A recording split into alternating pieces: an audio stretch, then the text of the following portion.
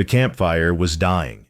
Jacob Hayes fed it one last stick of cottonwood and watched sparks spiral into the Nebraska twilight. He don't ain't sure. Behind him, the wagon canvas rippled in the evening breeze, and somewhere in the grass, crickets sang their endless song, 6 weeks on the trail.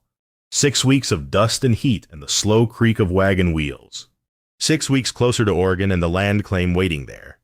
He stretched his back and felt every one of his 32 years. The prairie stretched dark in all directions. Grass rolling like a frozen sea. Their wagon sat alone on the trail. Most folks traveled in trains for safety, but Jacob had started late. Missing the big groups out of Independence. Just him and Sarah, same as it had always been. Just the two of them against the world. He picked up the tin cup of coffee he'd been nursing and walked to the wagon. Sarah, you want some supper before you sleep? No answer. Jacob frowned. His daughter usually chattered until the stars came out, asking questions about Oregon, about the land they'd claim, about whether she'd have friends there. The silence felt wrong. He climbed into the wagon, lantern swinging from his hand. Sarah lay in her bedroll, still as stone. Too still. Sarah. He set the lantern on the supply crate and knelt beside her. In the flickering light, he could see her face flushed dark. Hair plastered to her forehead. He touched her cheek and jerked his hand back. She was burning. Sarah, honey, wake up. He shook her shoulder gently. Her eyes fluttered open, unfocused and glassy. Papa, I'm here. You're burning up with fever. I'm cold. Her teeth chattered. So cold. Jacob's heart hammered against his ribs. He grabbed the water bucket and soaked the cloth, pressed it to her forehead. She whimpered and turned away from it. I know. He tried to keep his voice steady. But we got to get this fever down. He'd seen fever before. Seen it take strong men in a matter of days. Seen it steal children from their mother's arms. Out here, sickness was a predator more dangerous than wolves. All through the night he worked. Cool cloths on her forehead, water dribbled between her cracked lips, prayers whispered into the darkness. The lantern oil ran low. The stars wheeled overhead. Sarah's breathing grew labored and harsh. When dawn finally broke gray and cold, Jacob stepped out of the wagon and stared at the eastern horizon. Empty prairie? Empty sky? Help was 3 days back in the last settlement. Maybe 5 days ahead to the next trading post, and his daughter didn't have either. He looked at the dying campfire, then back at Sarah's still form in the wagon. The morning wind carried nothing but the smell of grass and distance. They were alone, by mid-morning. Sarah's fever had climbed higher. She barely responded when Jacob spoke to her. Just murmured incoherent words about her mother. About water. About being cold in the blazing heat. Jacob sat beside her in the wagon, useless and terrified. He'd tried everything he knew. Cool water. Whiskey on her lips. Prayers to a God who felt very far away. Nothing worked. The fever was winning. He was staring at her flushed face, willing her to open her eyes. When he heard it, a sound that didn't belong to wind or grass or birds, wagon wheels, creaking leather, horse hooves on packed earth. Jacob scrambled out of the wagon so fast he nearly fell. He spun toward the sound, shading his eyes against the climbing sun. There, a dust cloud on the trail behind them, moving steady and purposeful. Another wagon. Jacob didn't think. He just ran. Boots pounding the hard-packed trail, arms waving over his head. Help! I need help! The approaching wagon slowed. Jacob could make out details now a smaller wagon than his. Canvas tight and clean. A single horse. Pulling it, and on the seat, a woman in a dark traveling dress and wide-brimmed hat. She pulled the wagon to a stop 20 yards from him. What's wrong? Her voice was calm, assessing, Eastern accent, educated. My daughter. Jacob couldn't catch his breath. She's got fever. Bad fever.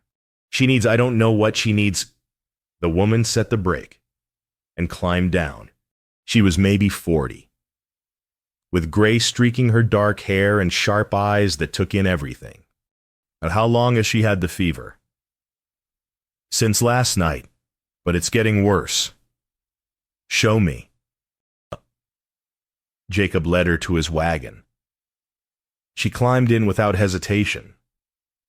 Kneeling beside Sarah's bedroll, her hands moved with practiced efficiency, checking Sarah's forehead, her pulse, lifting her eyelids to examine her eyes. What's her name? Sarah. She's 8. The woman opened a leather bag Jacob hadn't noticed her carrying. I'm Dr. Evelyn Hale. I'm traveling to Oregon with medical supplies. She pulled out a small vial and held it to the light. Your daughter has a severe fever, possibly from contaminated water or spoiled food. She needs medicine and rest for a week. I have the supplies. A week. Jacob's chest unclenched slightly. A week meant she'd live. Then reality crashed back. I got no money.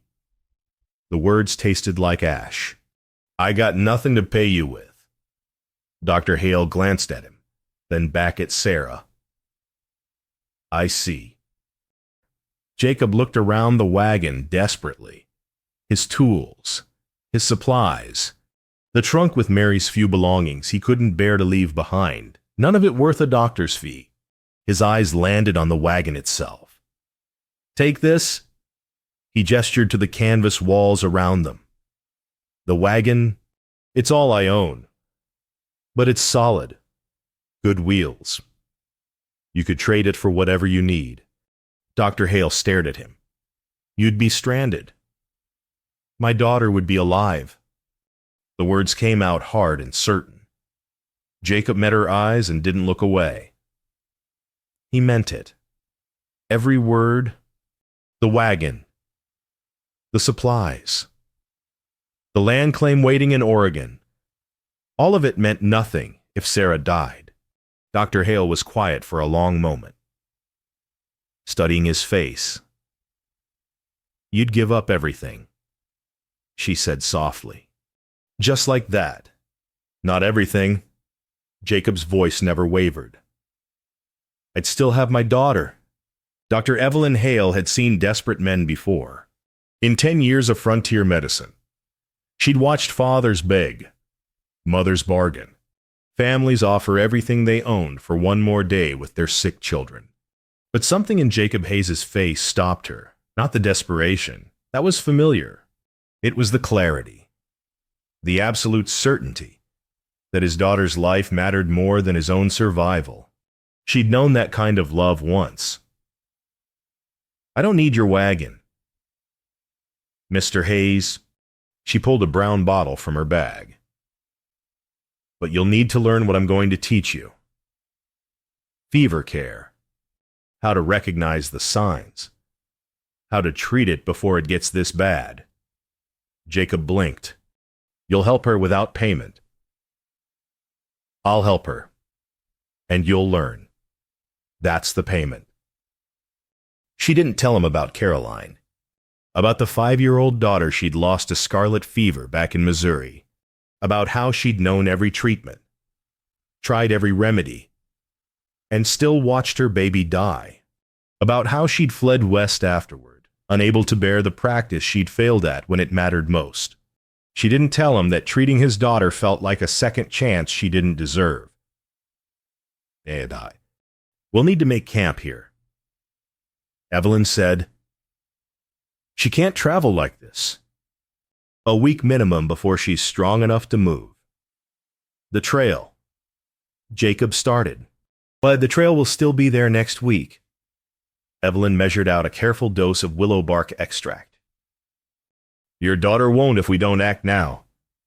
Jacob nodded slowly. Tell me what to do. So she did. They spent the rest of the morning setting up a proper sick camp.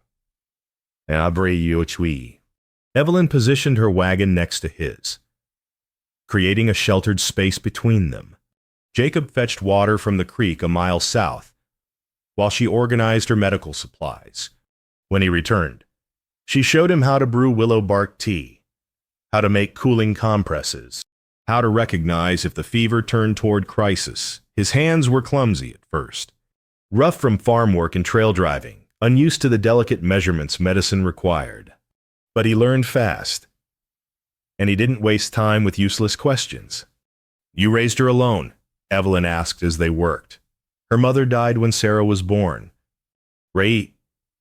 Jacob didn't look up from the tea he was brewing. Childbed fever. By the time I got the doctor, it was too late. Evelyn heard the weight in those words. The guilt. The fear that history was repeating itself. You got help this time, she said. Thanks to you. Thanks to luck and timing. Evelyn checked Sarah's temperature again. Still high, but stable. What were you doing traveling alone? Most folks go in wagon trains. Started late. Couldn't afford to wait another year. Jacob poured the tea carefully through a cloth filter, exactly as she'd shown him. I'd been saving for this since Sarah was 3. Finally had enough for the wagon, the supplies, the filing fee for the land claim, 5 years of saving. Evelyn could imagine it. 5 years of odd jobs and careful pennies. 5 years of dreaming about Oregon, and he'd offered it all to her in about 5 seconds. Around them, the prairie stretched empty and endless. Their small camp looked fragile against all that space. 2 wagons circled like a fort against the vastness. But inside the circle, there was shelter. There was medicine. There was hope. I'm heading to Oregon too, Evelyn said, planning to set up practice in one of the valley towns. Jacob looked up. You running from something? The question was too perceptive. Evelyn met his eyes. Aren't we all? He didn't push, just nodded and went back to brewing tea. The sun climbed toward noon. Sarah slept fitfully, her breathing easier now that the medicine was working. And 2 strangers who'd met in desperation began the slow work of keeping a child alive. Neither of them knew yet that they'd just become bound to each other in ways that would change everything. 3 days into the fever watch, they found their rhythm. Evelyn took the night shifts, years of medical training making her sensitive to the subtle changes in Sarah's breathing and temperature. Jacob handled the days, learning to recognize the signs Evelyn taught him. Between them, Sarah was never alone. On the 4th morning, a wagon train passed, 6 families traveling in formation, heading west on the same trail Jacob had been following. They slowed when they saw the camp, and the wagon master rode over to investigate. You folks in trouble? He was a weathered man in his 50s, suspicious eyes taking in their makeshift setup. My daughter's sick, Jacob said. We're waiting out the fever. The wagon master glanced at Evelyn, then back to Jacob. We're moving steady. Can't wait around for stragglers. I know. You fall too far behind. You're on your own. Indians. Weather. You'd be safer with us. Jacob looked at Sarah, sleeping peacefully for the first time in days. She needs rest more than she needs safe. The wagon master shrugged. Your funeral? They watched the wagon train roll past. 6 wagons that could have meant protection and company. Jacob felt the weight of the choice he'd made. Felt it, accepted it, and turned back to brewing the afternoon tea. Evelyn watched him work. noting the careful precision he'd developed. You're getting good at this. You're a good teacher. I had practice. The words slipped out before she could stop them. Jacob paused, tea strainer in hand. He didn't ask, just waited. Evelyn surprised herself by answering. I had a daughter once, Caroline. She got scarlet fever when she was 5. She stared at the brown bottle of willow bark extract. I knew every treatment, tried everything. She died anyway. The silence stretched between them, heavy with shared grief. That's why you're going to Oregon, Jacob said quietly. To outrun it. Is it working? Don't know yet. He poured the tea into a tin cup. But helping Sarah does that ease it any?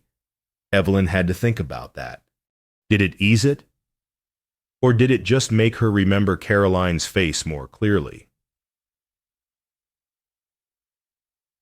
Ask me when she's well, she finally said. That evening, they sat by the fire while Sarah slept. The prairie wind had gentled, and stars emerged one by one in the darkening sky.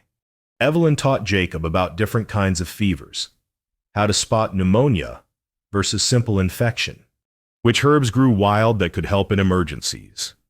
You planning to be a doctor when you reach Oregon? She asked. Planning to be a farmer. Got a land claim waiting. He poked the fire with a stick. But I reckon knowing this stuff won't hurt, in case Sarah gets sick again. She will. All children do. Then I'll know what to do. He said it with such simple determination that Evelyn almost smiled. They'd been strangers 4 days ago. Now they sat companionably in the firelight, talking about fevers and herbs and the peculiar loneliness of the trail.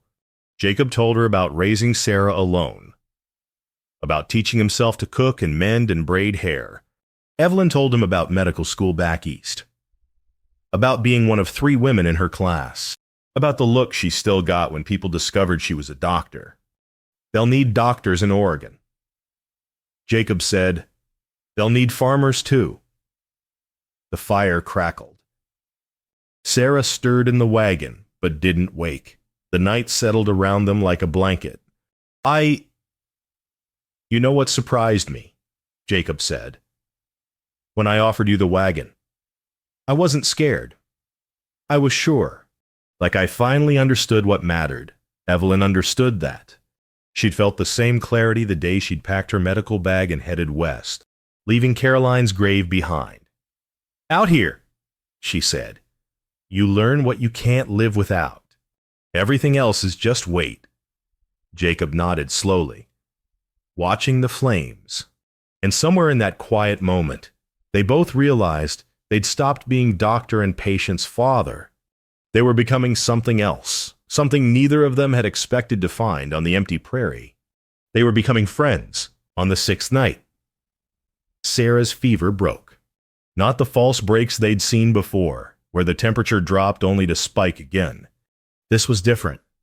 This was her eyes opening clear, her voice asking for water without the delirium, her hand squeezing Jacob's with real strength. Papa! I'm here. Honey. I had bad dreams. I know, but you're getting better now. Evelyn checked Sarah's pulse and temperature, allowing herself the smallest smile. The crisis has passed. She'll need rest and careful feeding, but she's through the worst. Jacob's shoulders sagged with relief so profound it almost buckled his knees. He'd been holding himself together through sheer will for 6 days. Now, finally, he could breathe. That night, with Sarah sleeping peacefully, Jacob and Evelyn sat vigil by habit more than necessity. The stars wheeled overhead in their ancient patterns. The fire had burned down to coals. Thank you, Jacob said. I know I already said it, but... You don't need to keep thanking me. Yes, I do, He stared at the dying fire. You gave me back my daughter. There aren't enough thank yous in the world for that. Evelyn was quiet for a long moment. Then, surprising herself, she spoke. I had a daughter. Caroline, she got scarlet fever when she was 5 years old. Jacob turned to look at her. I was a doctor. I knew everything about fevers. I'd treated dozens of children. Her voice stayed steady through force of will. But when it was my own daughter, nothing worked. I tried everything I knew. Every treatment. Every remedy. And I watched her die anyway. The words hung in the night air. That's why you left Missouri, Jacob said softly. I couldn't save my own child. How could I face other parents and promise to save theirs? Evelyn looked at her hands. So I ran, packed my medical bag and ran west, where nobody knew me or Caroline or my failure. You didn't fail. I did. I failed the one person who mattered most. She finally met his eyes. Until you offered me that wagon. Until you stood there willing to give up everything for Sarah's life. And I realized that's what I'd forgotten. That's what medicine really is, not the knowledge or the training. It's the love that makes the cost irrelevant. Jacob absorbed this slowly. When I offered you the wagon, I wasn't being brave. I was being a father. Same thing. Sometimes they sat in silence. Two people who'd each lost someone to fever. Two people who'd been running in their own ways. Two people who'd found each other by accident on the endless prairie. I got something to confess, Jacob said. When my wife died, I blamed myself. Thought if I'd called the doctor sooner, if I'd had more money for better care. He stopped. Swallowed hard. I've been carrying that guilt for 8 years. Oh, and now I'm thinking maybe some things are just beyond our control. Maybe all we can do is fight like hell for the people we love and hope it's enough. Evelyn felt something shift in her chest. A knot she'd been carrying for 5 years, loosening just slightly. When you offered everything for Sarah, she said quietly. You showed me something I'd forgotten. You showed me what it looks like when someone loves their child so much that nothing else matters. And I realized I loved Caroline that way too. I fought for her with everything I had. And maybe that's not failure. Maybe that's just love doing its best against impossible odds. Jacob reached over and took her hand. Not romantic. Just human connection. Just two wounded people recognizing each other's pain. You saved my daughter, he said. You reminded me why I became a doctor. Sarah stirred in the wagon, murmuring in her sleep. Both of them turned toward the sound, protective instincts identical, when Jacob spoke again. His voice was thoughtful. What are you planning to do when you reach Oregon? Set up practice, find a town that needs a doctor. Sarah and I are claiming land in the Willamette Valley. Good farmland. I hear, near a town called Salem. Evelyn looked at him. That where you're headed? That's where we're headed. He paused. There's probably other folks nearby who'd need a doctor. Families settling the valley. Children getting fevers. Probably. Be good to have a doctor close by. Someone I could trust with Sarah if she got sick again. Evelyn felt something warm bloom in her chest. He wasn't asking. Not directly. But the invitation was there. Gentle and genuine. It would be good, she agreed. To have neighbors I could trust too. And the fire popped, sending up a small shower of sparks above them. The stars seemed brighter than before. And for the first time since Caroline's death, Evelyn Hale could imagine a future that didn't feel like running. Sarah improved steadily for 2 days. She ate broth. She sat up. She even smiled when Jacob told her stories. On the 8th day, Evelyn announced they could resume travel in another day or two. Then, on the 9th morning, everything went wrong. Jacob woke to Sarah crying, not the fretful whimper of discomfort, but deep, racking sobs. He scrambled to her side. Her fever had returned, higher than before. "No!" The word came out strangled. "No, no, no!" Evelyn appeared beside him, already checking Sarah's pulse. Her face went grim. "It's relapsed. The infection wasn't fully cleared." "But you said—" "I said she was through the worst. I didn't say she was cured." Evelyn's hands moved quickly, efficiently. "Sometimes fevers come back. Sometimes they come back worse." Jacob watched helplessly as Evelyn examined his daughter. Sarah's skin burned under his touch. Her breathing had gone shallow again. All the progress of the past week seemed to evaporate in minutes. "What do we do?" "Same as before. Medicine, rest, monitoring." Evelyn opened her medical bag, then stopped. "We have a problem." "Jan, what?" She held up the brown bottle of willow bark extract. Less than an inch of liquid remained. I'm almost out. And the other medicines, too. I packed for myself, not for extended treatment." The words hit Jacob like a fist. "How long will that last?" "Maybe 2 days. If we're careful." And then Evelyn didn't answer. She didn't need to. Jacob stood up, moved to the wagon opening. Outside, the prairie stretched endless and indifferent.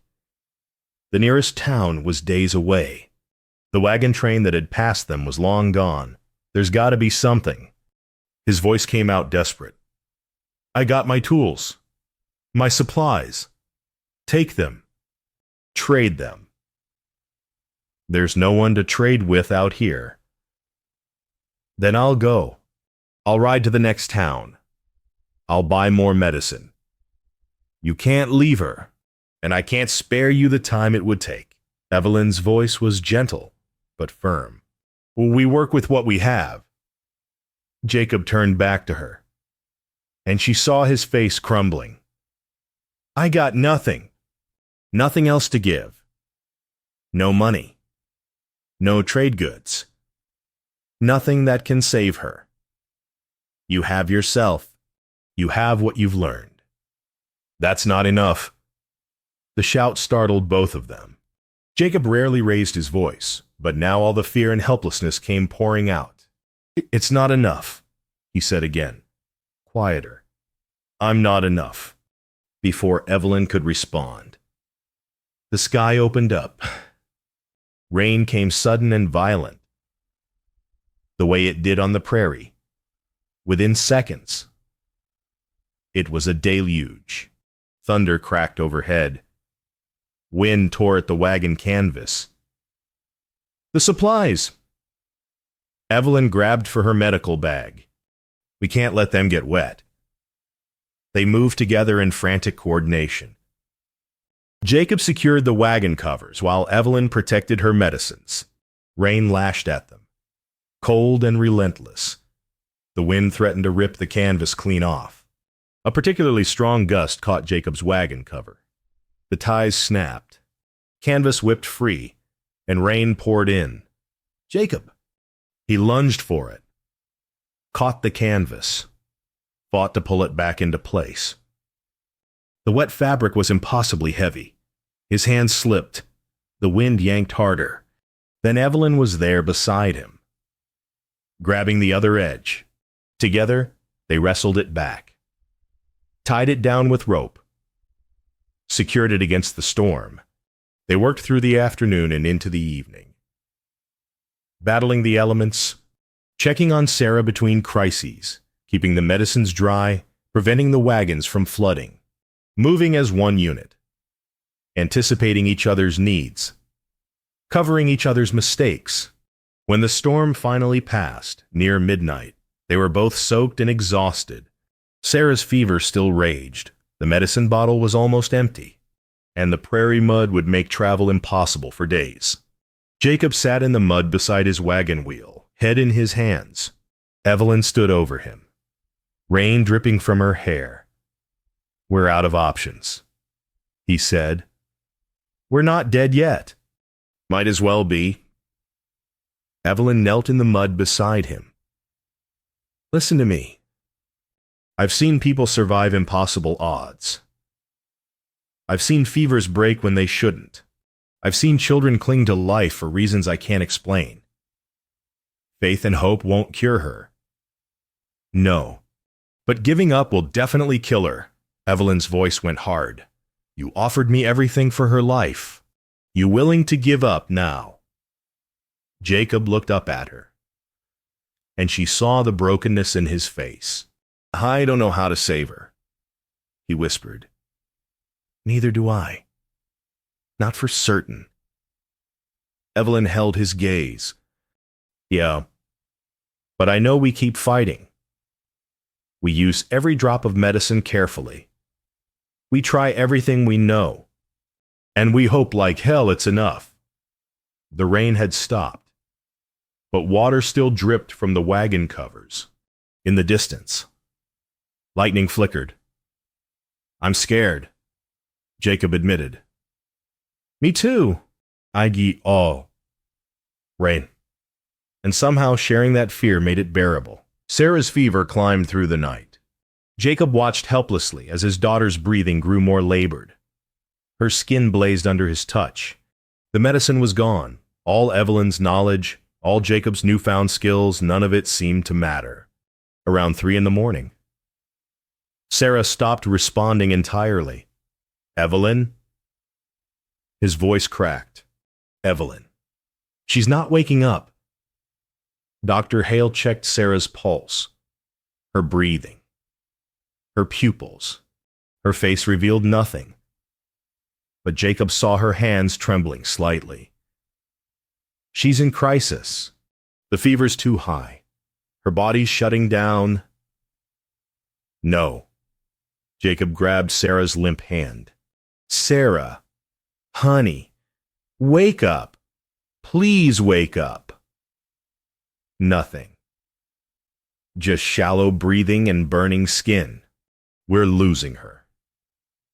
Jacob said, the words felt like dying. "We're losing her and I can't do anything. I'm helpless. I'm completely helpless."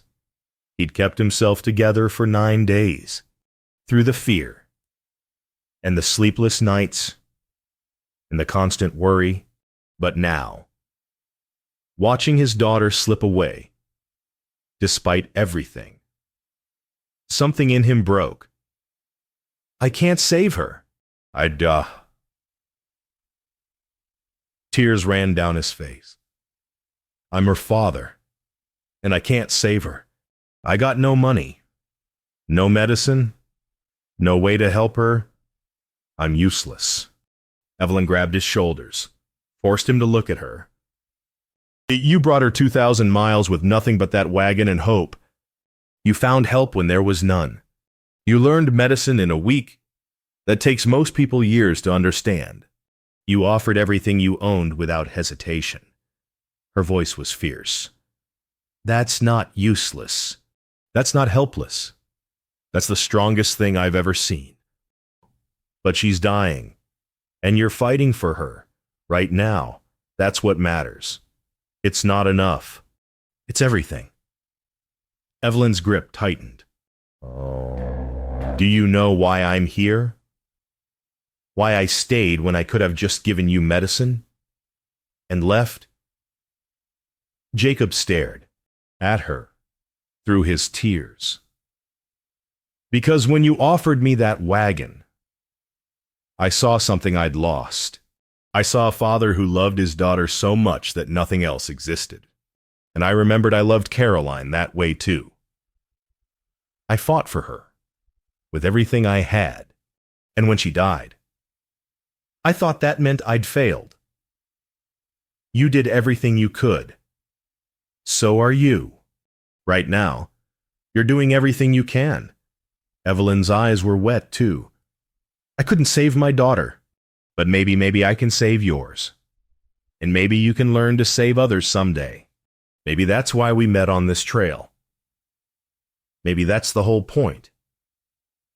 Jacob couldn't speak, could barely breathe. I need you to keep fighting, Evelyn said, because I can't do this alone. I need you to stay strong for Sarah. Can you do that? Jacob looked at his daughter's still face, then back at Evelyn, and he nodded. They worked together through the darkest hours. Evelyn tried remedies she'd dismissed as too risky before. Jacob held Sarah and whispered to her, telling her about Oregon, about the land they'd claim, about the home they'd build together. Your mama would be proud of you, he murmured. She'd be so proud of how brave you are. The night dragged on. Sarah's breathing grew weaker. Then, as the first gray light of dawn touched the horizon, something changed. Sarah took a deeper breath, then another. Her eyelids fluttered. Papa. The word was barely a whisper, but it was the most beautiful sound Jacob had ever heard. I'm here. Honey, I'm right here. I had bad dreams. I know. But you're waking up now. Evelyn checked Sarah's temperature with shaking hands. The fever's breaking. It's actually breaking. Jacob didn't know whether to laugh or cry, so he did both. He held Sarah's hand and watched the sunrise paint the prairie gold, and he felt something break open in his chest. Not breaking like shattering, breaking like a door opening after being locked too long.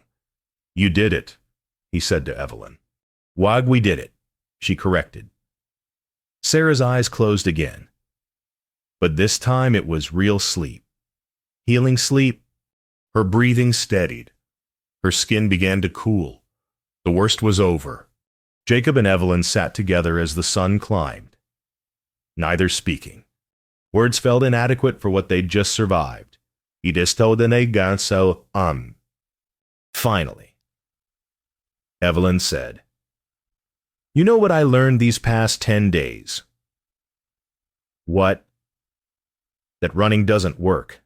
I tried to outrun Caroline's death, tried to leave the grief behind in Missouri, but it followed me. She looked at Jacob.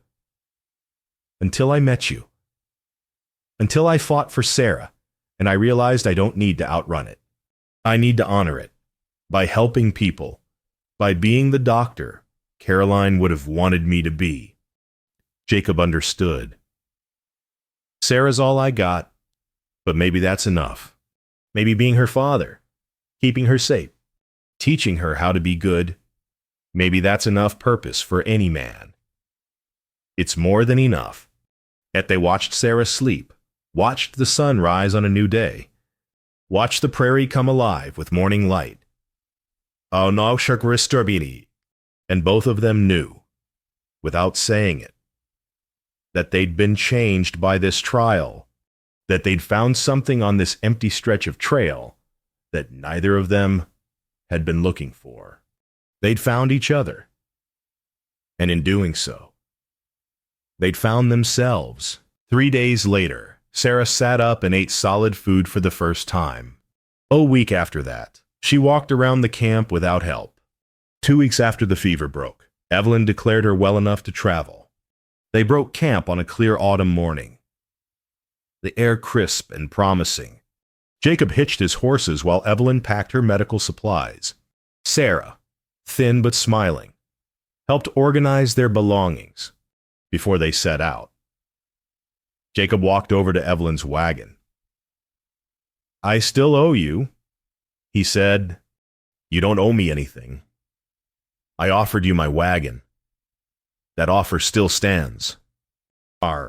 Evelyn set down the crate she'd been loading. Jacob, let me finish. He took a breath.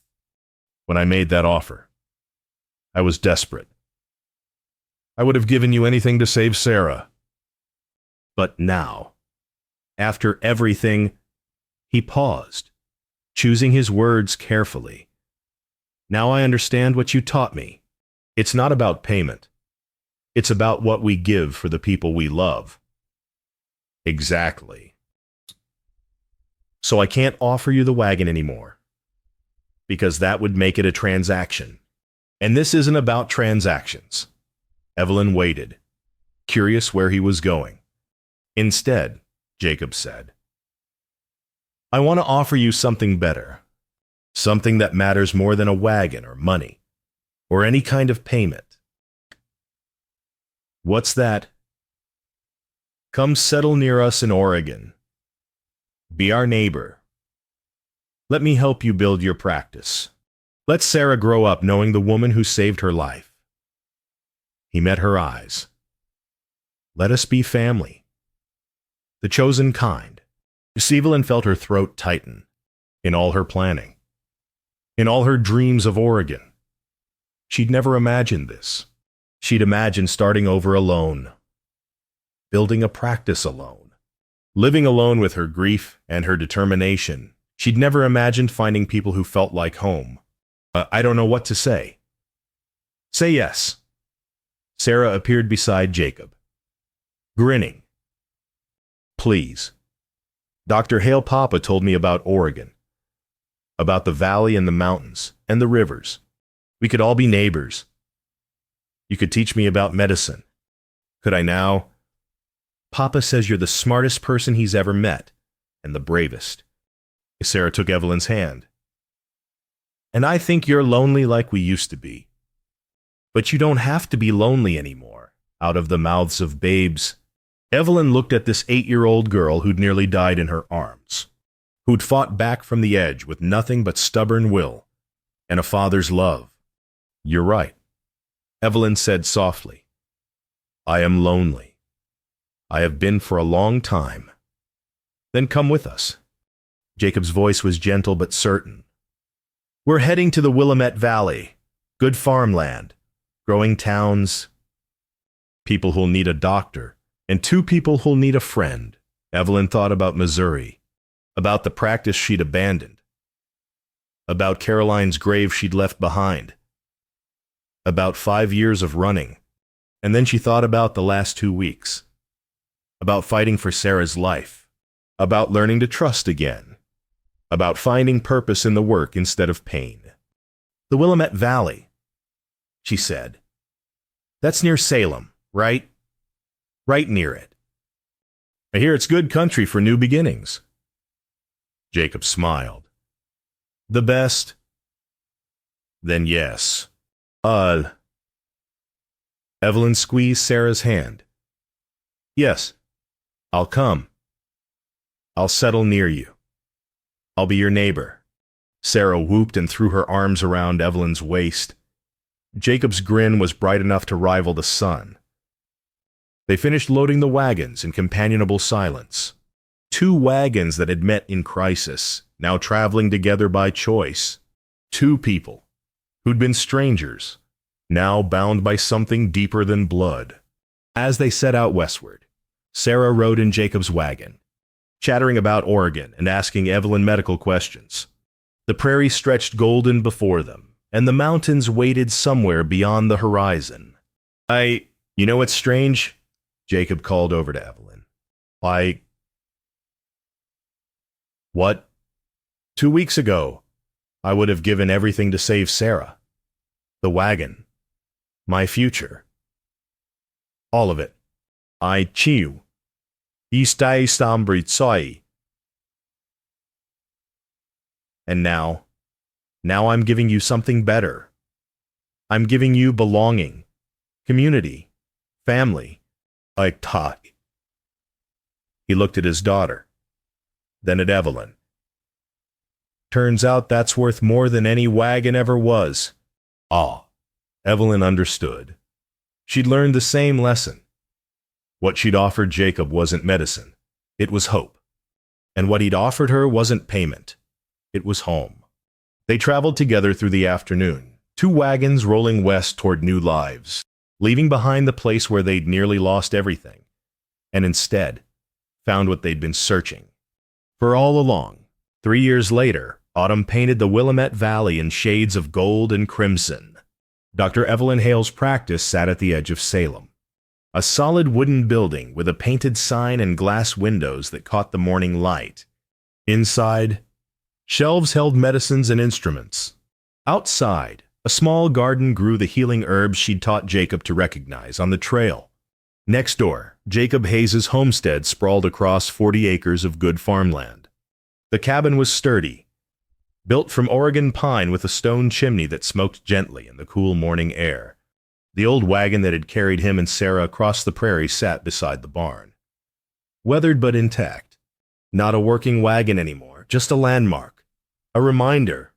Sarah, 11 now, and tall for her age, sat at Evelyn's kitchen table, carefully copying notes from a medical text.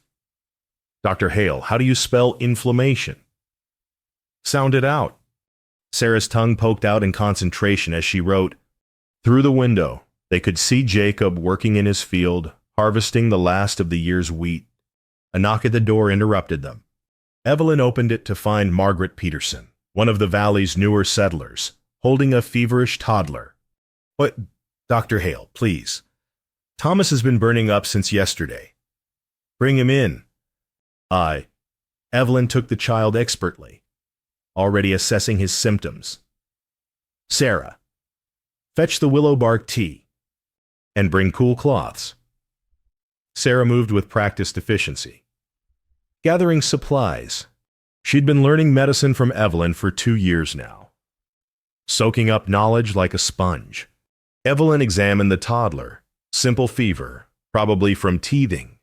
Nothing serious. But we'll treat it to be safe. She walked Margaret through the treatment plan while Sarah prepared the tea exactly as she'd been taught. The same tea Evelyn had made for Sarah on the trail 3 years ago. The same careful measurements. The same gentle competence. After Margaret left with instructions and medicine, Sarah returned to her studies. Oh, was I that sick? She asked. When I had the fever on the trail. Worse? Evelyn sat down beside her. Much worse. Papa doesn't talk about it much. It scared him badly. He thought he was going to lose you. Sarah was quiet for a moment, then said, He told me once that he offered you our wagon, that he would have given you everything we owned just to save me. He did. That's crazy. But Sarah's eyes were bright, wonderful and crazy. That's what love looks like sometimes. They worked together through the morning. Teacher and student. Chosen aunt and chosen niece. Around midday, Jacob appeared with fresh bread from his kitchen and vegetables from his garden. Oh, hi. Thought you two might want lunch. They ate together in Evelyn's kitchen, talking about Sarah's studies. Jacob's harvest. The new family settling in the valley. Easy conversation. Comfortable silence. The rhythm of people who'd become family. After lunch, Sarah went to help her father with the harvest. Evelyn stood at her window, watching them work together in the golden afternoon light. Jacob noticed her watching and walked over. Good harvest this year, he said. Good practice, too. More families settling every month. You happy here? Evelyn considered the question. 3 years ago, she'd been running. Running from grief. From failure. From the ghost of her daughter. Now she stood in her own practice. In a valley she'd helped settle. Surrounded by people who needed her. Yes, she said, I'm happy. You taught me something on the trail. Jacob said, when I offered you everything. You showed me what sacrifice really means. It's not about the cost. It's about the love that makes the cost irrelevant. You taught me something too. What's that? That healing isn't just about medicine. It's about showing up, fighting for people, giving everything you have for those you love. Evelyn smiled. You reminded me why I became a doctor. They stood together, watching Sarah work in the field. The old wagon sat nearby, weathered but whole, a symbol of journey's end and new beginnings. I used to think I had nothing, Jacob said quietly. No money, no prospects, just a sick daughter and a wagon. But I was wrong. I had everything that mattered. What was that? Love. And the willingness to sacrifice everything for it. He looked at Evelyn. You saved Sarah's life, but you saved mine too. Gave me purpose, gave me family, gave me a home. We saved each other, Evelyn corrected gently. The autumn sun slanted through the valley, painting everything gold. In the distance, the Cascade Mountains stood eternal and unchanging. And here, in this small corner of Oregon, 3 people who'd found each other by chance had built something lasting. Jacob returned to his field. Evelyn returned to her practice. Sarah studied her medical texts and helped with both, and the old wagon sat beside the barn. No longer a vehicle, but a monument. A reminder that sometimes the most valuable things we own are the things we're willing to give away. That sacrifice born from love creates bonds stronger than blood. That what we give for the people who matter becomes the foundation of everything we build. The trail had brought them here, but love had made them stay.